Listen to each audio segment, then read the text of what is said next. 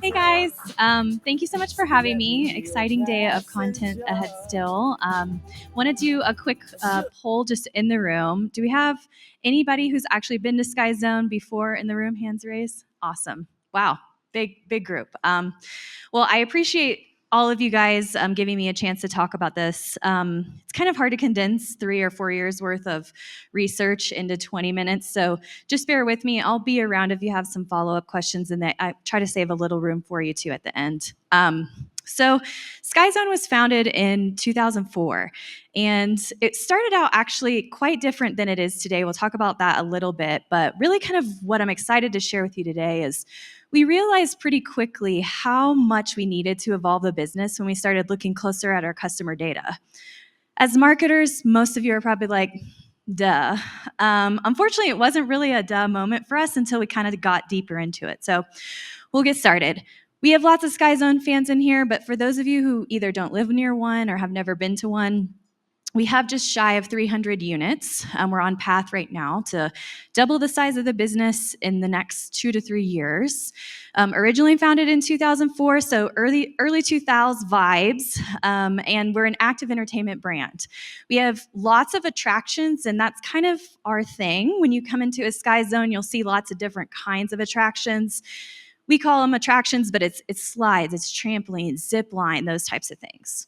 We serve primarily kids under 12 and their parents, who are typically millennials, and some of them are in that early Gen X phase. And then we specialize in birthday parties and celebrations, which is typically our pipeline to new customers and new guests. We operate half of our system, and the other half is franchised. And then we've won some great awards throughout the years. Hopefully, we'll win a few more. So I put some pictures up on here. It's surprisingly hard to find pictures of the brand in the early days. It was 20 years ago. The internet was quite different and barely up and running on social media back then. So the top picture is actually how the brand started out. It was primarily for adults, specifically professional athletes. It was built and designed specifically for adults to play competitive dodgeball against each other on trampolines. So it's quite different now, but you can kind of see the spirit and the fun. If you're someone who would take on a professional dodgeball team, you can kind of see where the spirited nature of our brand began. Eventually, it kind of evolved, and naturally, completely without any effort from us, it shifted sort of to this teens and tweens dynamic. Because if you think about it, how many days a week can an adult play dodgeball? I mean, most of us are working Monday through Friday, so that pretty much rules out the whole week until the weekend. So for the business to survive, it just organically evolved. I think teenagers were naturally gravitating towards the environment, and that just sort of started shifting the dynamic on its own. It wasn't intentional with the brand, it was very organic. So that shift started to call the attention of the leadership. And kind of, I think when the leadership first started thinking about how are we gonna uniform the brand, create some things that will help us just understand our customers more. That work kind of started in 2019. Pretty well into the journey, given that if you've been to Sky Zone, you know that we're a very data-rich company. Before you ever set foot in our arena, before you ever do anything with Sky Zone, we know everything about you because we make you fill out a waiver beforehand. So for that whole time, that data was essentially just sitting, not being used, not being deployed, and not being churned for any insights that would be useful to the brand, particularly to the marketers. We took the first look at that data in 2019, and what we started seeing was there was an active shift aging down our customer demographic. In our world, we serve two different customers. Our customer is the millennial mom, and our guest is her child, who's probably 12 and under. It's a little bit of a unique dynamic to be in from a marketing perspective, because you want your environment to be fun to kids under 12, but it has to be appetizing to their mom. So it's kind of one of those shifts that you kind of have to think really strategically about. One of the other things that I think was a little bit surprising to us is that we realized a lot of our data was telling us that parents were bringing multi-age children with them. it's not really like rocket science, probably. Like most of y'all probably have some kids. Maybe one of them's 12 and one of them's 3, or there's an age distribution there. But for us, it was really one of those things that when we started seeing how the data was breaking out, we realized we're going to have to modify our environment for a family, not just a kid under 12. So that helped us start seeing and understanding a little bit more. There was a lot of work for us to do, specifically in the marketing side, but honestly, also in operations, also in attractions, all of the things that we really needed to think about from the experience from the very beginning to the end. So we have this data. We know kind of what we need to do. Now what? So everyone has assumptions about what millennials love. We're the largest generation on the planet besides the baby boomers. We're shifting now into leadership positions. We have kids, we're buying homes, doing all of that much later, which we hear about in the news all the time. And really, honestly, what we wanted to do was back up some of those assumptions that we thought we had with some really solid research. We had data-based assumptions that were being pulled from what we were seeing in our SMG and some of those internal things, but we wanted to sort of look external as well. We needed to understand the competition, and if you don't know much about the trampoline park industry, it's a very, very young industry. In fact, SkyZone invented it 20 years ago. Most industries have been going on for years upon years upon years. So this is a very highly competitive industry. It's really tight to edge each other out, and right now it's a little bit of an arms race. So we needed to make sure that we got this right. When we looked at some of the quantitative and qualitative research that we started doing, it was really clear there were some huge areas for growth, specifically for us, but really for our industry. And if there's parents in here and you've been going to trampoline parks, might even be some of my parks, there's probably a few things on this list that you're nodding your head to. Yes, I really care about that. And if you think about it, when people are making decisions for their kids, it's kind of a no-brainer.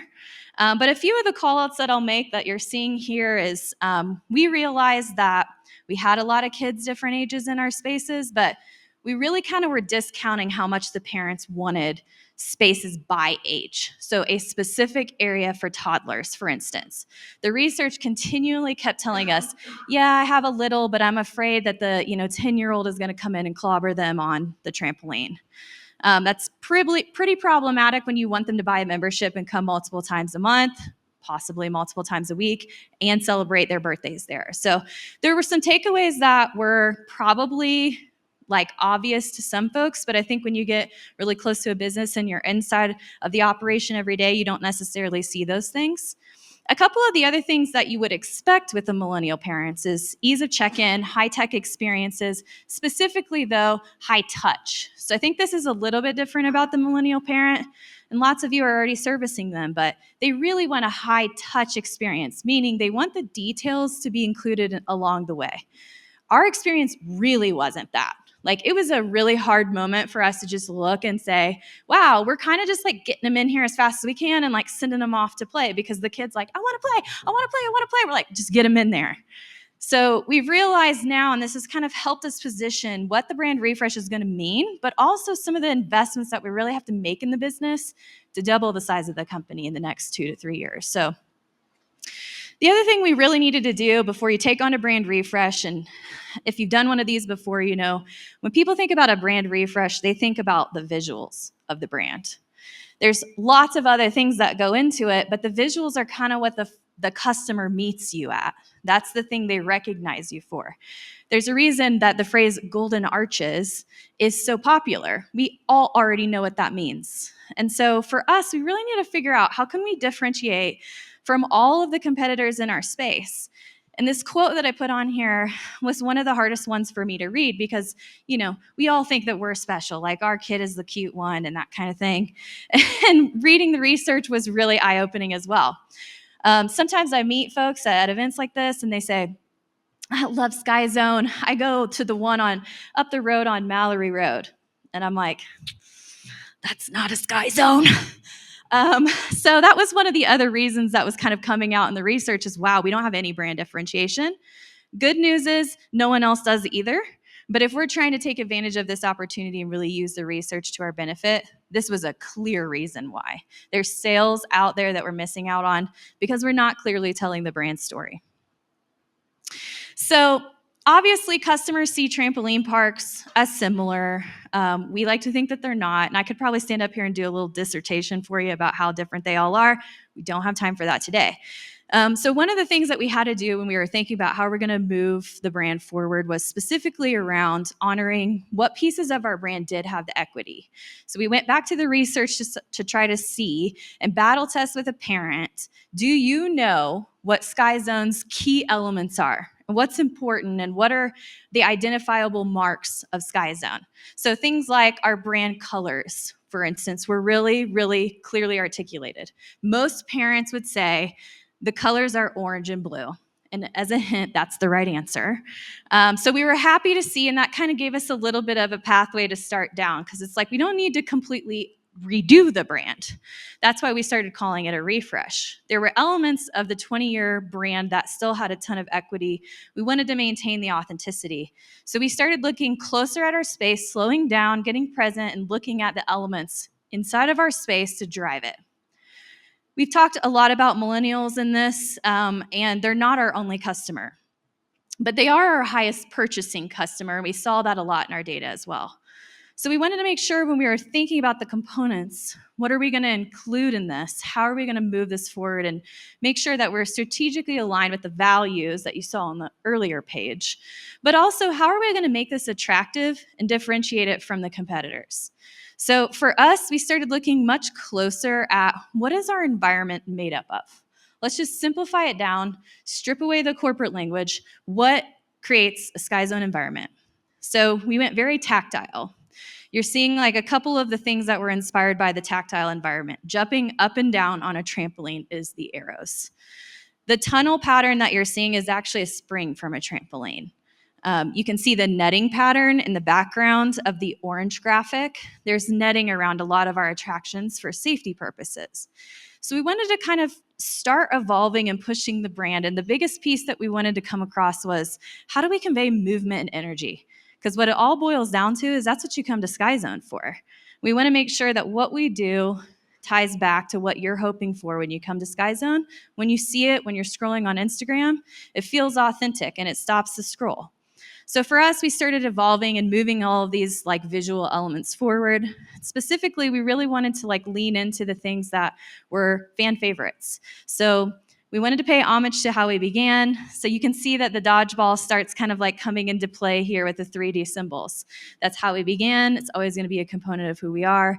If you come to Sky Zone, we probably facilitate for a birthday party, a team dodgeball competition. So that kind of gives you like the start of where we started taking the brand refresh. Originally, when we had started talking about doing this presentation, this was going to be the big reveal. As everyone in business knows, if you tie your brand refresh to the build out of a location, there's a chance, a really high chance, it's not going to work on time. So right now, we're actually building out our Lincoln Park location in Chicago, which will be the reveal of our brand refresh. It's slated right now for early February. So if you have any Chicagoland folks in the room, we'd love to see you.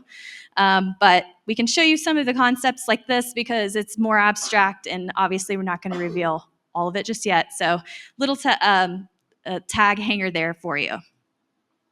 One of the things that we knew we needed to do was give the cool factor to the brand. It's not that it wasn't cool, but it didn't have like that veto vote for that. So when we were looking closer at like, what do the kids and the moms really think is cool, we started aligning with some brands that could help us pull that off. So yes, I did. I did design a Sky Zone croc. And I'm super proud of it. The best part was when I saw a size 14 on my husband. And I was like, wow, those really are kind of offensive. And we used all the elements we developed in the brand refresh to inspire it. So the spring in the tunnel is the pattern that you're seeing there. And honestly, I could have never ever dreamed, which told us about another area we needed to research, how much the staff would absolutely love these. The staff typically is somewhere around 18 to 22 years old, right in that demographic.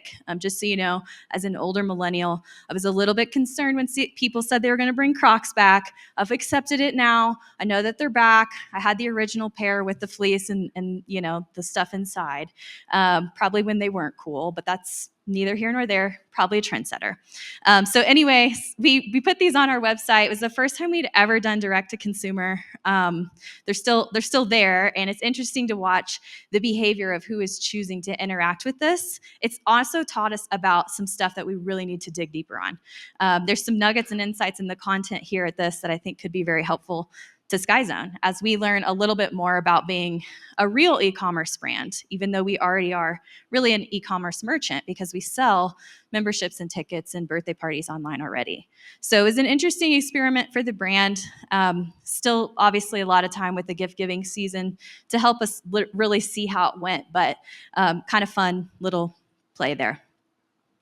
So looking ahead, the brand refresh, like I mentioned, we're going to reveal it pretty soon.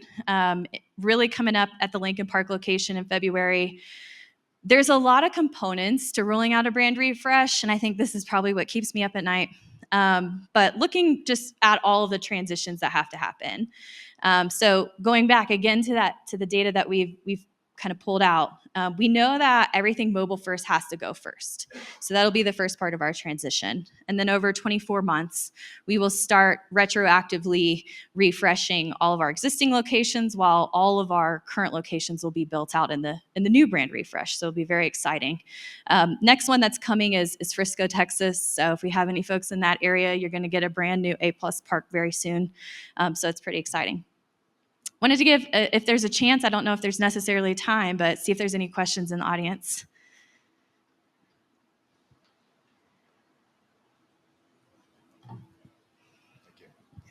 Hello, I'm Logan from Taboola. I don't have any kids, so I was introduced to SkyZone through Bad Mom Christmas, which is an excellent man, movie. That'll follow me forever.